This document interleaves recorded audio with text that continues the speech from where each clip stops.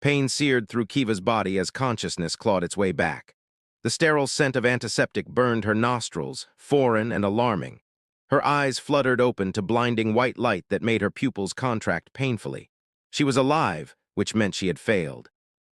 The last memory before darkness claimed her had been the ambush. Her elite Solar strike team had infiltrated the human military outpost to destroy their communications array. Everything had gone according to plan until the unexpected security protocols activated. Plasma fire everywhere. Her team scattered, a searing pain in her side. Then nothing. Now she lay on something soft, her body stripped of her battle armor, dressed in thin fabric that offered no protection. Restraints bound her wrists and ankles. Vulnerable, captured, disgrace burned hotter than her wounds. From childhood, every Solar warrior learned what happened to those taken by humans: vivisection, experimentation, torture for military intelligence. Her training officer's voice echoed in her memory. Humans see us as animals, lab specimens at best, vermin at worst. They were taught that death was preferable to capture. Yet here she was, alive. A door hissed open. Kiva tensed, preparing for whatever torment awaited. Instead, a solitary human male entered, carrying a small electronic tablet. He was tall and lean, with skin the color of Solar amber and eyes like the deep waters of her homeworld, a startling blue-green that momentarily caught her off guard. "You're awake," he said, his voice surprisingly gentle. "That's good, you had us worried." Kiva bared her teeth, revealing the sharp canines that distinguished her species. "Save your false concern, human. Begin your torture and be done with it." The man paused, tilting his head slightly. "I'm Dr. Elian Northwood. I'm not here to harm you. I've been treating your wounds for 3 days." 3 days? Alarm shot through her. Her commander would have already reported her missing, presumed dead. No rescue would come. "You had severe plasma burns on your left side and internal bleeding. The surgery was complicated by your unique physiology, but we managed." He moved closer, checking a monitor beside her bed. Kiva jerked against her restraints. "Don't touch me." Elian stopped immediately, raising his hands in a placating gesture. "I understand your fear, but I'm a doctor. I heal, I don't harm." "Solar are not afraid of humans," she spat. "We know what you are, destroyers, conquerors. You lay waste to worlds and call it progress." Something flickered across his face, not anger, but something more complex. Sadness, perhaps? Is that what they teach you about us? "It's what we've witnessed for generations," Kiva replied coldly, "since your kind first breached our system." Elian nodded slowly. "War creates monsters of us all." He reached for something beside her bed, a cup with a straw. "Would you like some water? You must be thirsty." The unexpected offer confused her. A trick, surely, but her throat burned with thirst. When he held the straw to her lips, pride warred with necessity. Necessity won. The cool water felt like salvation against her parched throat. "Why am I restrained if you claim to mean no harm?" she challenged after drinking. "Protocol for all combatants," Elian answered honestly, "but I can loosen them if they're hurting you." Before she could respond, the facility's lights dimmed momentarily, and a distant alarm sounded. Elian frowned, moving to check a screen on the wall. "What's happening?" Kiva demanded. "Power fluctuation. Happens sometimes." But his expression betrayed concern. He turned back to her, his movements now more purposeful. True to his word, he adjusted her restraints, not removing them but making them more comfortable. As he leaned over her, Kiva caught his scent, clean and unexpectedly pleasant, without the harsh chemical odor most humans carried. She noticed small scars on his hands, the kind that came from years of work rather than battle. "Why help an enemy?" she asked, genuine confusion breaking through her hostility.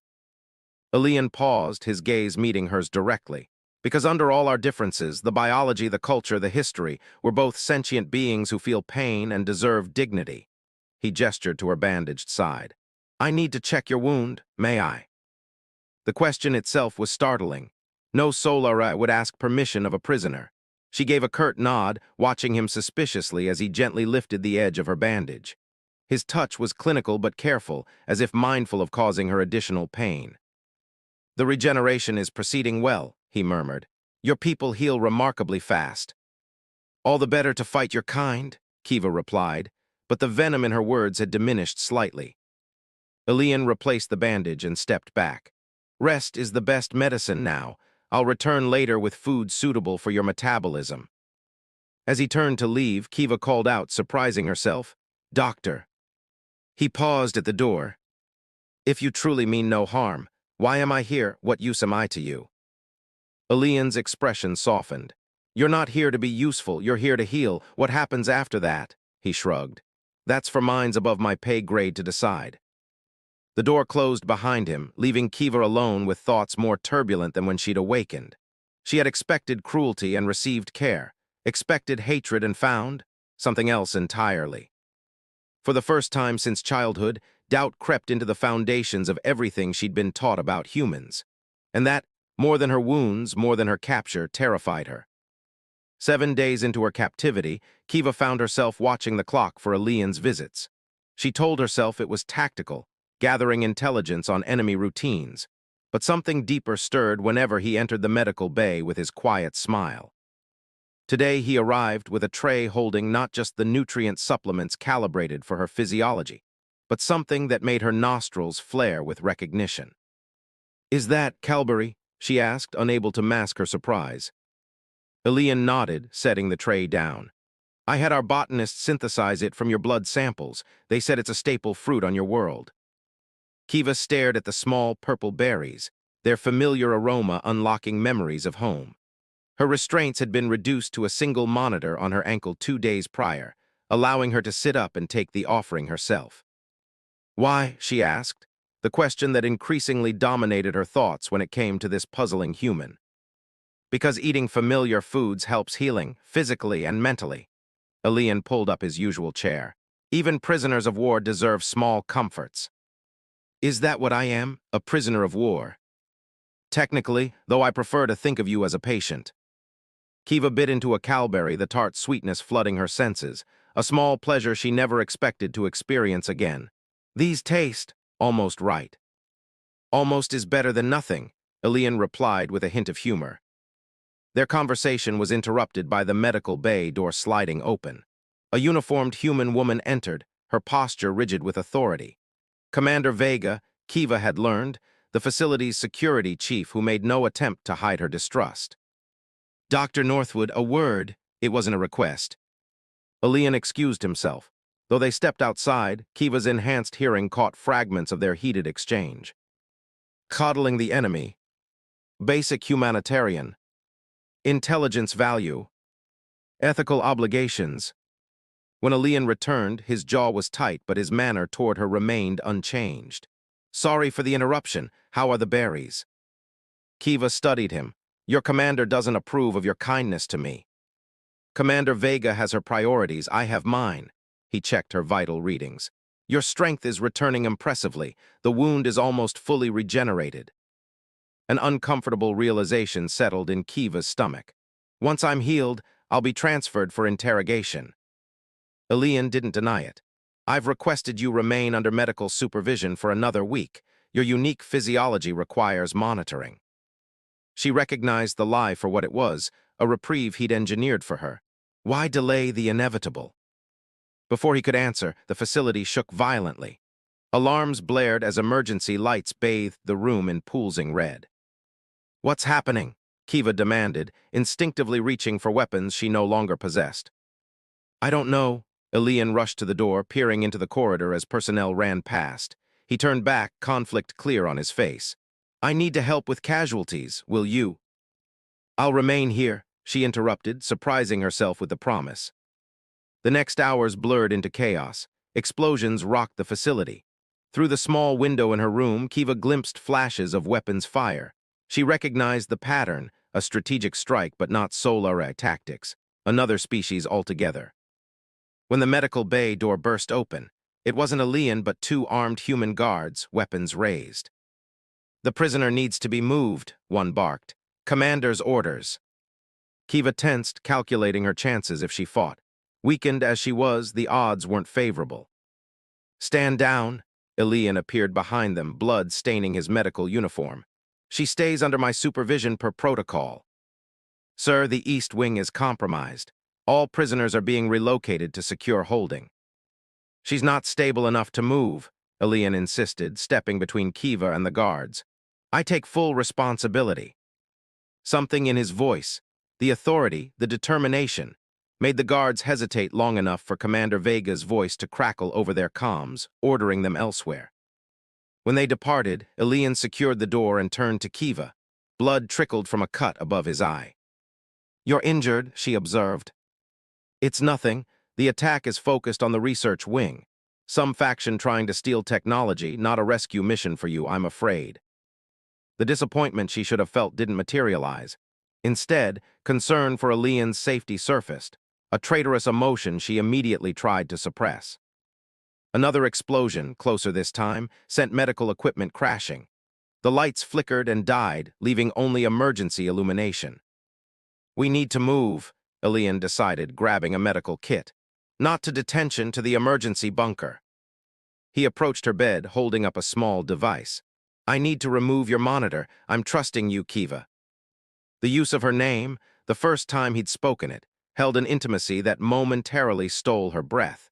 He'd learned it from her medical data but had respectfully avoided using it until invited. That restraint spoke volumes. "Why trust me?" she asked as he deactivated the monitor. "I could overpower you and escape." Elian met her gaze steadily. "Could you?" The question hung between them, layered with meaning. Physically, despite her injuries, probably yes. But something deeper held her back, something she wasn't ready to acknowledge. When another blast rocked the facility, instinct took over. Kiva pulled Elian down as debris rained from the ceiling, shielding him with her body. Their faces inches apart, she found herself lost in those ocean-colored eyes, seeing not an enemy but a person, complex, brave, worthy of protection. "Now we're even," she murmured, referencing the surgery that saved her life. His smile cracked through the tension. "Not even close, but it's a start."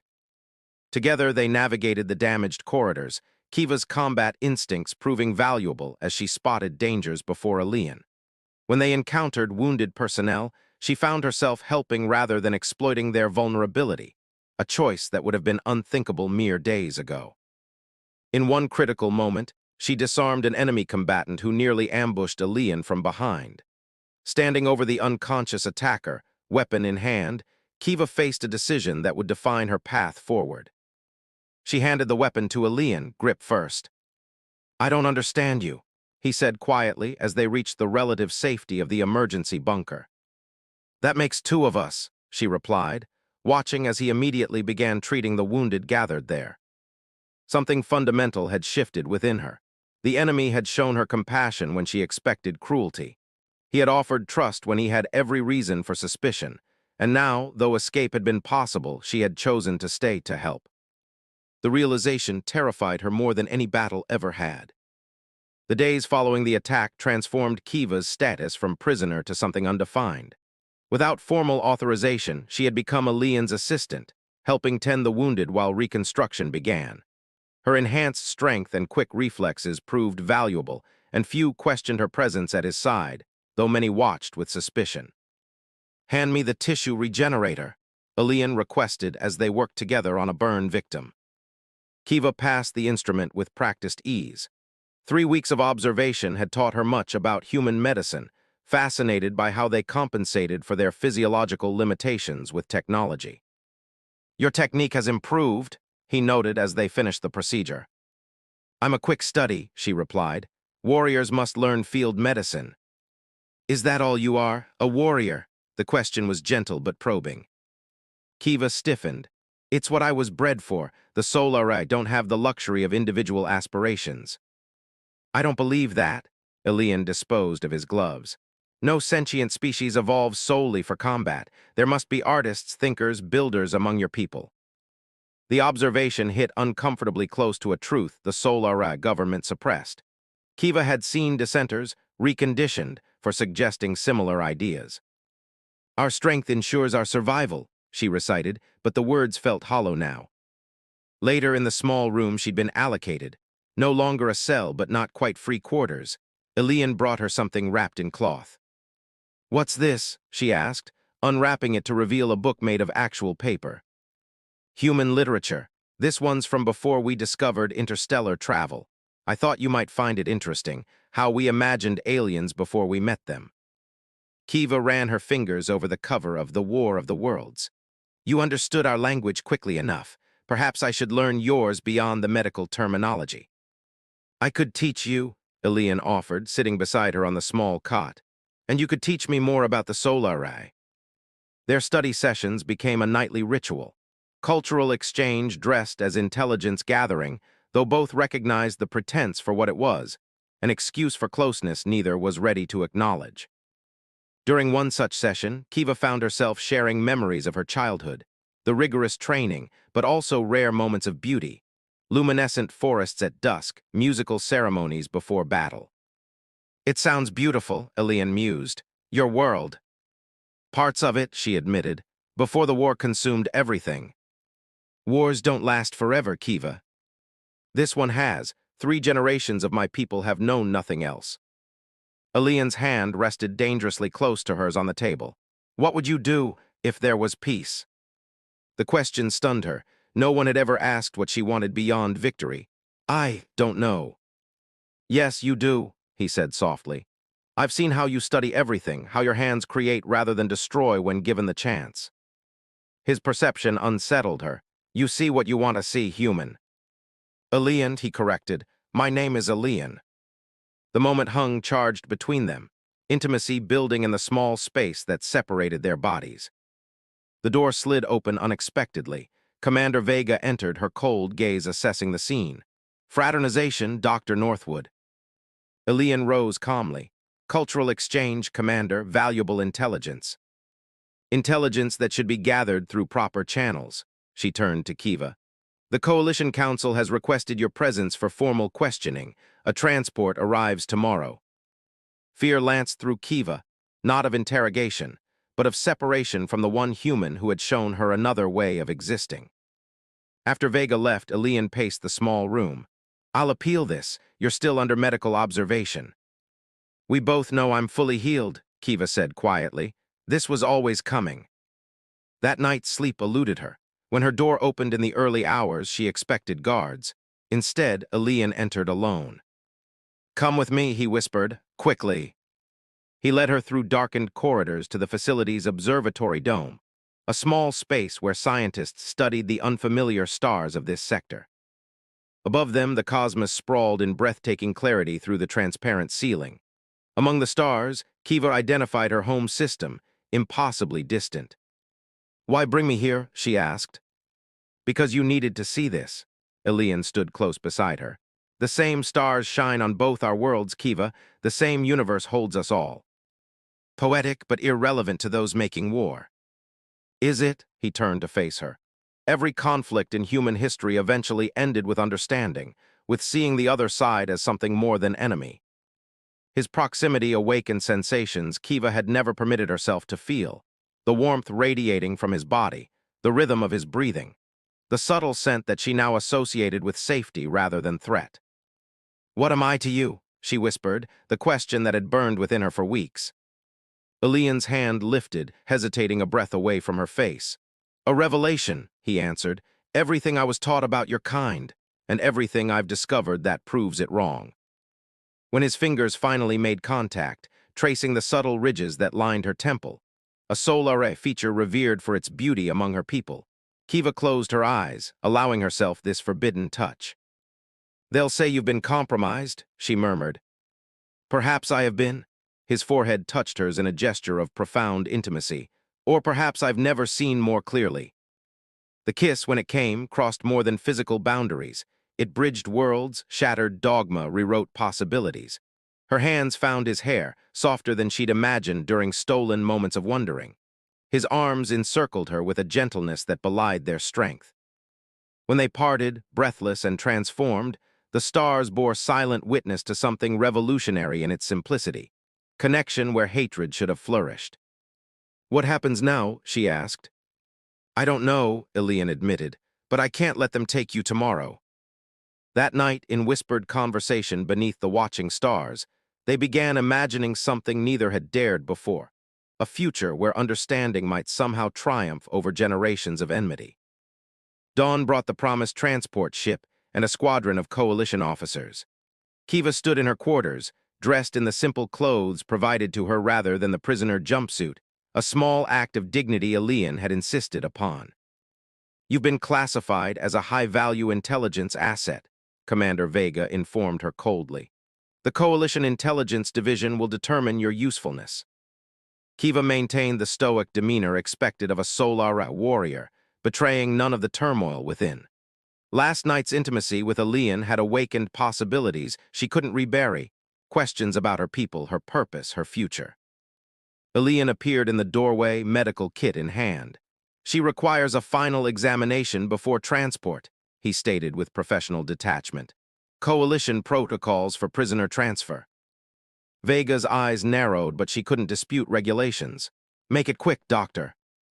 When the door closed, leaving them in momentary privacy, Elian moved close under the pretense of checking her vital signs.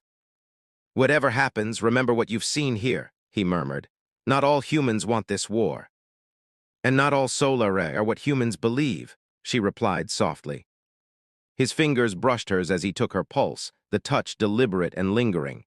I've filed official protests about your transfer, cited medical concerns. They won't work. No, but they'll create a record. Evidence that some of us saw you as a person, not a weapon. The door slid open. Transport guards entered, restraints ready. This patient is still under my care, Elian protested, his professional veneer cracking. Orders from Central Command supersede local medical authority, the lead officer replied mechanically. As they secured the restraints, Kiva maintained eye contact with Elian, communicating something beyond words, not goodbye, but acknowledgement of what had grown between them. The facility suddenly shuddered. Emergency lights activated as a thunderous boom echoed through the structure. We're under attack, Commander Vega's voice crackled over the communication system. Solare strike force, all personnel to battle stations. Kiva felt it before the humans, the subtle vibration pattern of Solare sonic weapons. A rescue mission.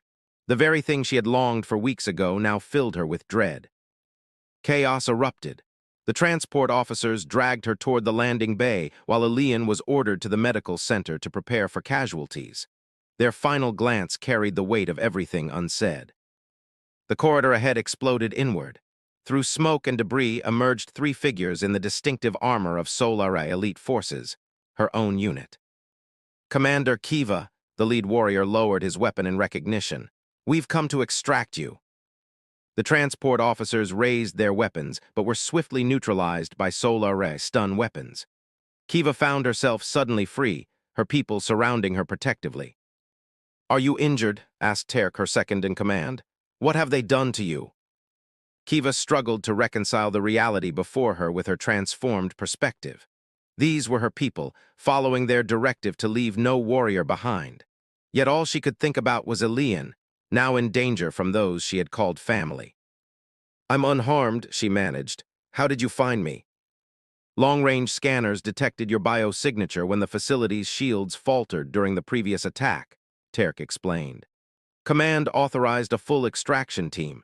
We have 10 minutes before our distraction charges no longer occupy their defense systems.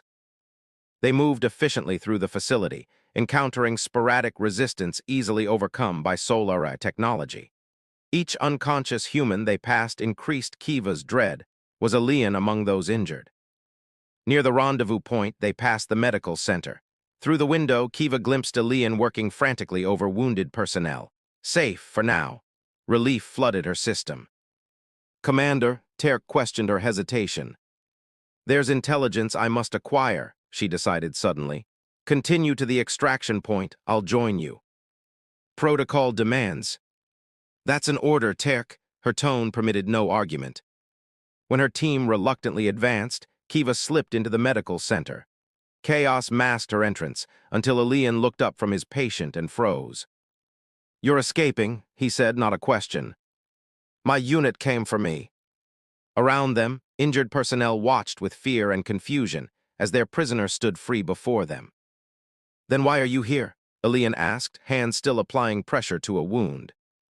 Kiva moved closer. To warn you, the northern quadrant will be targeted next. Get everyone to the southern bunkers. Confusion crossed his features. You're betraying your own tactical advantage. I'm preventing unnecessary casualties, she corrected. This isn't our war, Elian, it's our ancestors, and I've seen enough to question its foundation. Understanding dawned in his eyes. He nodded to a nearby medic to take over his patient, then stepped closer to Kiva. "Come with me," he urged quietly. "I can protect you, speak for you. We could change things from within." The offer, tempting, impossible, hung between them. Kiva placed her hand against his chest, feeling the alien rhythm of his single heart. "I can do more from my side," she realized. "If I return with intelligence that humanizes you, that challenges our propaganda. They'll call you compromised, brainwashed. Perhaps, but some will listen." Her hand moved to his face. "What we began here, it matters beyond just us." The facility rocked with another explosion. Time was running out. In a moment of reckless certainty, Kiva pulled Elian to her, kissing him with the fierce passion of warfare channeled into something life-affirming instead of destructive. His arms encircled her, equally desperate, equally aware of their impossible position. "This isn't goodbye," she promised against his lips. "This is the beginning." Commander Vega's voice over the communication system shattered the moment. "All personnel, Solar forces concentrated in Sector 4. Converge and contain." "Go," Elian urged. "Change things from within. I'll do the same here." With one last touch, her forehead pressed to his in the intimate gesture they had shared beneath the stars. Kiva turned and raced toward her extraction point, carrying with her not just tactical information, but something far more dangerous to the status quo: hope. Part 5, Bridge Between Stars. 3 months after her return, Kiva stood before the Solar High Command, her posture perfect, her face impassive despite the gravity of her proposal. "The human facility contained no superweapons," she concluded her report. "Their medical technology, however, offers possibilities for treating radiation sickness affecting our outer colonies." Supreme Commander Valex leaned forward. "You suggest diplomatic exchange rather than conquest after they held you prisoner." "I suggest pragmatism," Kiva replied carefully. "We've fought 3 generations with neither side gaining significant advantage. Perhaps other approaches merit consideration." Her debriefing upon return had been grueling. Weeks of interrogation, medical examinations for contamination, psychological evaluations for evidence of brainwashing. She had revealed selected truths while protecting the most dangerous one: that she had connected with a human in ways that transformed her understanding of both species. What saved her from suspicion was her impeccable service record and the tactical data she provided, genuine intelligence about coalition defenses and technology. She had been careful to share nothing that would endanger Elian directly, focusing on structural information already compromised. "Commander Kiva proposes heresy," General Maroth growled. "Generations of Solara have died at human hands." "And humans at ours," she countered. "While our core worlds suffer resource depletion, that military expenditure only worsens." The truth that her captivity had allowed her to see clearly. Both species were exhausting themselves in a conflict whose original purpose had been obscured by hatred passed down through bloodlines. To her surprise, several younger commanders nodded agreement. Resource scarcity affected their campaign planning daily. The war's cost had become unsustainable. "What exactly do you propose?" asked Valex. "A limited communication channel, restricted exchange of non-military technology beginning with medical advances." She paused. "I volunteer to serve as the initial contact point." The debate raged for hours after her dismissal from the chamber. Kiva returned to her quarters, restored to her after weeks of supervised rehabilitation, and removed a small object from her hidden compartment. A paper book, The War of the Worlds, Elian's gift smuggled during her extraction. Its pages had become her meditation focus, each human word a reminder of possibility. She had learned their written language during those intimate study sessions, and now the text offered not just story but connection to him. Her communication unit chimed with an encrypted alert. Heart racing, she activated the secure channel Terk had helped her establish, her second-in-command convinced by what he'd witnessed of her treatment by humans. A text transmission appeared. Proposal received through diplomatic back channels. Coalition council divided but considering. Medical director advocating strongly for trial exchange. Elian, it had to be. He had done as promised, working from his side while she worked from hers. The door chimed. Kiva quickly closed the communication and composed herself before granting entry. Supreme Commander Valex himself entered. an unprecedented honor that immediately put her on alert. Commander Kiva. He studied her with ancient eyes that had seen the war from its beginning. The High Command has reached a decision regarding your proposal. She stood at perfect attention, betraying nothing of her inner tension. A limited diplomatic contact has been authorized, he stated, watching her closely for reaction. With conditions. The exchange will be scientific only, medical technology as you suggested, and you will indeed serve as our representative.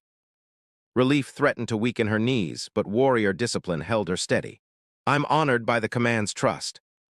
Trust is not the word I would choose, Valex replied coldly.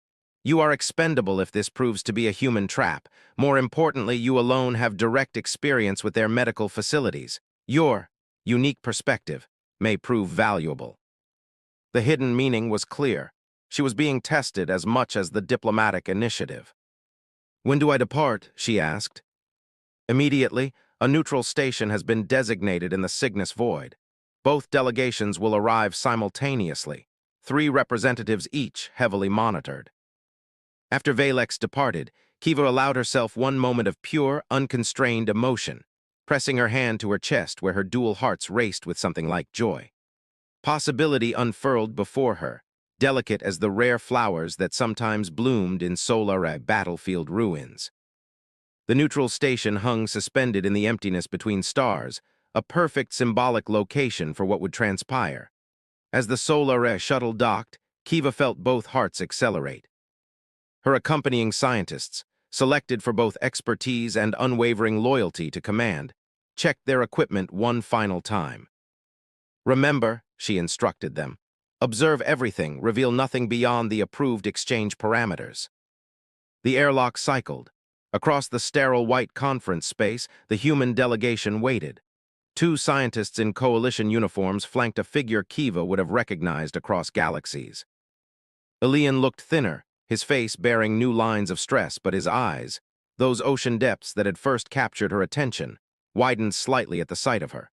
Professional masks dropped into place immediately for both of them, but that momentary recognition carried volumes. Welcome to Neutral Station Cygnus, the coalition representative announced formally. We come in the interest of scientific exchange as agreed upon by both governments. Kiva stepped forward as delegation leader. The Solar High Command acknowledges this limited cooperation initiative. We bring medical technologies as specified in the diplomatic arrangement. The formalities proceeded with excruciating slowness. Equipment scanned for weapons, terms reviewed, boundaries established. Throughout, Kiva and Elian maintained perfect professional distance, their interaction visible to observers on both home worlds. Only when the scientists became engrossed in their technical exchange did Elian manage to position himself near her at the refreshment station. Commander Kiva, isn't it? He asked for the benefit of listening devices. I believe we met under less favorable circumstances. Dr. Northwood, she acknowledged with appropriate coolness, your medical facility was instructive. As was your presence there. He passed her a data tablet ostensibly containing research abstracts. Their fingers brushed, deliberately, briefly. Page 17 contains particularly relevant cross-species applications. Later, alone in her temporary quarters, Kiva accessed the highlighted page. Hidden beneath technical jargon was an encrypted message using the cipher they had practiced during language lessons. Third maintenance corridor, 200 hours, security loop created. Madness, discovery would mean disgrace, possibly execution for both of them. Yet at the appointed time, Kiva found herself navigating the dimly lit passage, every sense alert for danger. The maintenance alcove provided just enough space for privacy when Elian appeared, immediately enfolding her in an embrace that broke every protocol and crossed every boundary. You did it, he whispered against her hair. When the proposal came through channels, I knew it had to be you. And you made them listen, she replied, drawing back to memorize his face anew. How? Evidence, data showing the war's unsustainability, and quiet allies, those who have lost too much to believe victory justifies further sacrifice. His hands framed her face with reverent care, tracing the distinctive ridges that lined her temples. Every day I feared they discovered your changed perspective, that I'd never see you again. There were challenges, she admitted. But what I learned from you proved useful in ways my superiors couldn't ignore. The stolen moments stretched precious and dangerous between them. When their lips finally met, it carried the weight of star systems and generations, the forbidden connection that might, impossibly, begin healing ancient wounds. This exchange program, Elian murmured, it's just the beginning if it succeeds. If we make it succeed, others will follow. His forehead pressed against hers in their private gesture of connection. It won't be easy. There's too much hatred, too much history. But we've proven it's possible, Kiva replied, her hands finding his with certainty despite the darkness. One connection at a time. In that hidden alcove between worlds, surrounded by the cold vacuum of space and the colder politics of ancient enemies, something fragile and powerful took root, something that neither Solare nor human high commands had calculated in their strategic assessments. Hope sparked by understanding, peace kindled by compassion, love defying generations of hatred. And two individuals, once conditioned to destroy each other, now standing as a living bridge between stars. Their forbidden bond the first thread in what might someday become a tapestry of connection between worlds. When the diplomatic exchange ended a week later, both delegations returned to their respective territories bearing medical technologies that would save countless lives on both sides. More importantly, they carried proof that cooperation yielded benefits war never could. As Kiva's shuttle pulled away from the station, she watched Elian's vessel do the same in the opposite direction. Distance growing between them once more, yet the connection remained, stronger for having been tested, precious for being rare. On her data tablet, one final encrypted message from him glowed. Until the next exchange, every ending is just the space between chapters. She closed her eyes, allowing herself one private smile before returning to the demanding role of warrior-turned-diplomat. Their story, like the greater story of their peoples, was far from finished. The war had made them enemies. Compassion had made them equals. Understanding had made them allies. And love against all odds, against all teaching,